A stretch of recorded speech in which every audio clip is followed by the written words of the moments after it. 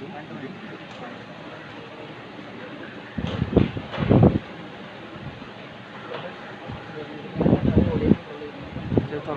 വീട്ടിലെ ഒരു ബെഡ്റൂമിൽ രണ്ട് യുവാക്കൾ കിടക്കുന്നു. മൂത്തയാൾ നല്ല ഉറക്കത്തിലാണ്. ഇളയവൻ മൊബൈലിൽ കളിക്കുന്നു. അവരുടെ അപ്പൻ വീടിന് മുമ്പിൽ വേഗത്തിൽ അങ്ങോട്ടും ഇങ്ങോട്ടും നടക്കുന്നു. ഈ കഥയുടെ പേര് തൊമ്മിച്ചനും ജിമ്മിച്ചനും, ഒരു മുടിയൻപുത്രന്റെ കഥ റീലോഡ്. ഇതിലെ കഥയും കഥാപാത്രങ്ങളും തികച്ചും സാങ്കല്പികം മാത്രം. ഇതിൽ ആരോടെങ്കിലും നിങ്ങൾക്ക് സാമ്യം തോന്നിയാൽ ദൈവത്തിന് നിങ്ങളോട് എന്തോ പറയാനുണ്ടെന്ന് കരുതിക്കൊള്ളുക. ചാക്കോ ചേട്ടൻ സ്ഥലത്തെ പ്രധാന പ്രമാണിയും സഭയിൽ മുഖ്യ സ്ഥാനീയനുമാണ്. ചാക്കോ ചേട്ടന് മക്കൾ രണ്ടുപേരാണ്, തൊമ്മിച്ചനും ജിമ്മിച്ചനും. തൊമ്മിച്ചൻ ആളൊരു പാവമാണ്. അപ്പനെയും അമ്മയും അനുസരിക്കുകയും ബഹുമാനിക്കുകയും സഭായോഗങ്ങളിൽ മുടങ്ങാതെ പങ്കെടുക്കുകയും പഠിക്കാനുള്ളവ നന്നായി പഠിക്കുകയും നല്ല കൂട്ടുകാരുമായി മാത്രം കൂട്ടുകൂടുകയൊക്കെ ചെയ്യുന്ന ഒരു പാവം ചെക്കൻ. നമ്മുടെ ജിമ്മിച്ചനാകട്ടെ മഹാതലപ്പൊളി. അപ്പനെയമ്മ അനുസരിക്കുകയില്ല. സഭായോഗങ്ങളിൽ പലപ്പോഴുമേ പോകും. ജിമ്മിച്ചന് സൺഡേ സ്കൂളിൽ നിന്ന് കേൾക്കുന്നതേ അലർജി ആയിരുന്നു. അങ്ങോട്ട് നോക്കൂ, രണ്ടുപേരും ഉണർന്നെഴുന്നേറ്റ് തന്നെ മൊബൈലും കൈ പിടിച്ചാണ്. തൊമ്മിച്ചൻ വായിക്കുന്നത് ബൈബിൾ തന്നെയാണ്, നിസ്സംശയം പറയാം. ജിമ്മിച്ചനോ? എനിക്കറിയില്ലേ അവനെന്താ വായിക്കണേ, കാണണേ, കേൾക്കണേന്ന്. രണ്ടുപേർക്കും കോളേജിൽ പോകാൻ നേരമാകുന്നു.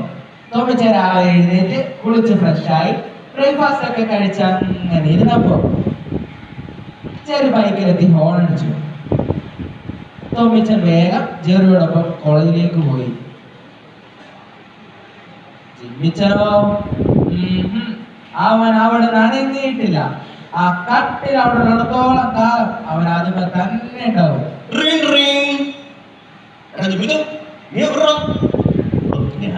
ഞാനൊരു മീറ്റിംഗിലടാ. എന്താ കാര്യം? വേഗം പറ. എടാ, ഞാനിപ്പോ വിളിച്ചതേ ഒരു ചെറിയ വർക്കുണ്ട്. നമ്മൾ നൈസായിട്ട് പോയി ചെയ്തിട്ട് ഇനി വന്നാ കുറച്ച് ക്യാഷ് കൈവരും. നീ വരുന്നോ?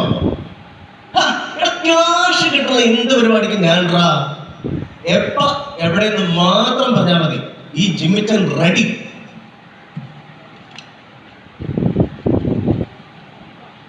അങ്ങനെ ജിമ്മിച്ചനും കൂട്ടുകാരും കൂടി എന്തൊക്കെയോ തരികിട കള്ളത്തരമൊക്കെ ചെയ്ത് ധാരാളം പണവുമായി വീട്ടിലെത്തി.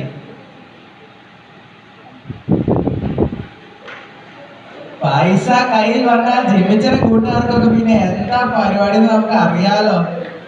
വീട്ടിൽ ജിമ്മിച്ചനും കൂട്ടുകാരും തകർക്കുകയാണ്. അങ്ങനെ ഇരിക്കും ജിമ്മിച്ചന്റെ കൂട്ടുകാരിലുള്ള മയങ്ങി വീഴുന്നു. കൂട്ടുകാരെല്ലാം പേടിച്ചു വിറയ്ക്കുന്നു. സുഹൃത്തുക്കൾ അവനെ കൊണ്ട് ഹോസ്പിറ്റലിലേക്ക് പോകുന്നു.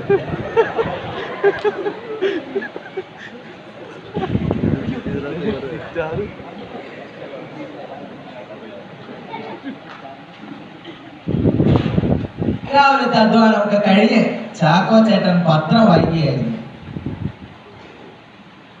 തൊമ്മിച്ചനും ചെടിയും കൂടി വീട്ടിലേക്ക് എത്തുന്നു.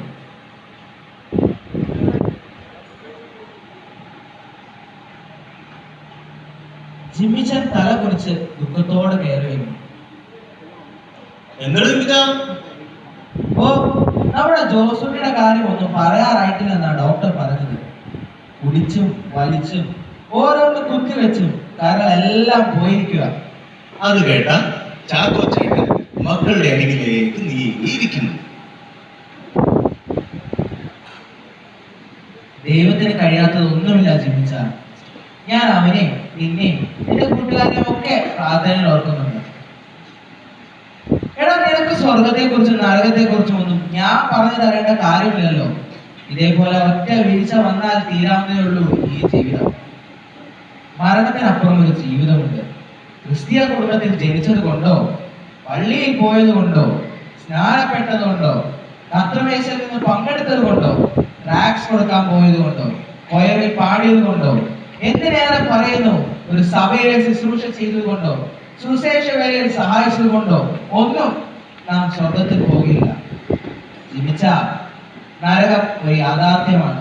തള്ളപ്പെട്ടു പോയാൽ നിത്യത മുഴുവൻ നാം യാതന അനുഭവിച്ചു കൊണ്ടേയിരിക്കും. പിന്നെ ഒരിക്കലും ഒരു മടങ്ങിവരവില്ല. അപ്പോൾ ഈ കൊടും പാപിയായ ഞാൻ എങ്ങനെ രക്ഷപ്പെടും? ജിമിച്ച, നാം അനുഭവിക്കേണ്ടിയിരുന്ന നമ്മുടെ പാപത്തിന്റെ ശിക്ഷ മുഴുവൻ നമുക്ക് പകരമായി ഏറ്റെടുത്ത് കാൽവറിയിലെ ക്രൂശിൽ മരിച്ച് ഉയർത്തെഴുന്നേറ്റ യേശു ക്രിസ്തുവിനെ നിന്റെ രക്ഷിതാവും കർത്താവുമായി നീ അംഗീകരിച്ചാൽ നീ ദൈവവേദനായി. ചാക്കോ ചേട്ടനും ജിമ്മിച്ചനും മുട്ടുകുത്തി കൈ കൂപ്പി പ്രാർത്ഥിക്കുന്നു. കർത്താവായ യേശുവേ, ഞാനൊരു പാപിയാണ്. എന്റെ പാപത്തിന് പ്രായശ്ചിത്തമായി നീ ക്രൂശിൽ മരിച്ച് ഉയർത്തെഴുന്നേറ്റത് ഞാൻ വിശ്വസിക്കുന്നു. എന്റെ പാപം പോക്കി എന്നെ ചാക്കോ ചേട്ടനും ജിമ്മിച്ചനും എഴുന്നേറ്റിരിക്കുന്നു. അങ്കിളെ, അങ്കിൾ എന്തിനാ ഈ പ്രാർത്ഥന പ്രാർത്ഥിച്ചത്? എന്റെ ജെറി, ഇത്രയും നാൾ ഞാൻ കരുതിയത് സഭയിലെ എല്ലാ കാര്യങ്ങൾക്കും മുമ്പിൽ നിൽക്കുന്ന ഈ ഞാൻ ഉറപ്പായും സ്വർഗത്തിൽ പോകുമെന്നായിരുന്നു. പക്ഷേ നീ എക്സ്പ്ലെയിൻ ചെയ്തപ്പോഴാണ് യഥാർത്ഥത്തിൽ രക്ഷിക്കപ്പെടണമെന്ന് എനിക്ക് ബോധ്യമായത്. അങ്ങനെ ഞാനും എൻ്റെ മോനും ഒരേ ദിവസം തന്നെ സ്വർഗത്തിന് അവകാശികളായി തീർന്നിരിക്കുന്നു.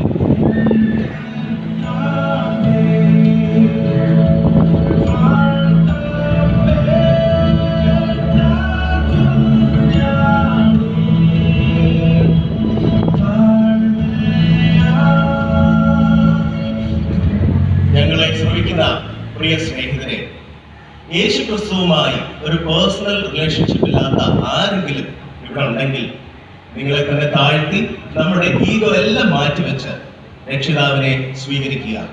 ദൈവം നമ്മെ അനുഗ്രഹിക്കട്ടെ.